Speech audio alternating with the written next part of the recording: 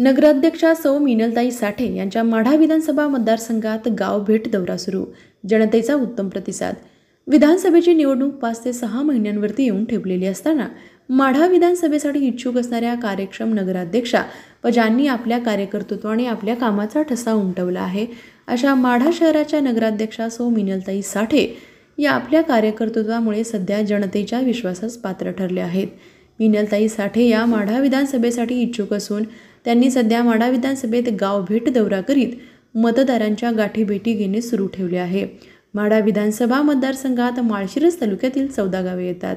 सध्या मिनलताई साठे यांनी या 14 गावांना भेटी देत मतदारांशी संवाद साधून त्यांच्या अडचणी जाणून घेतल्या.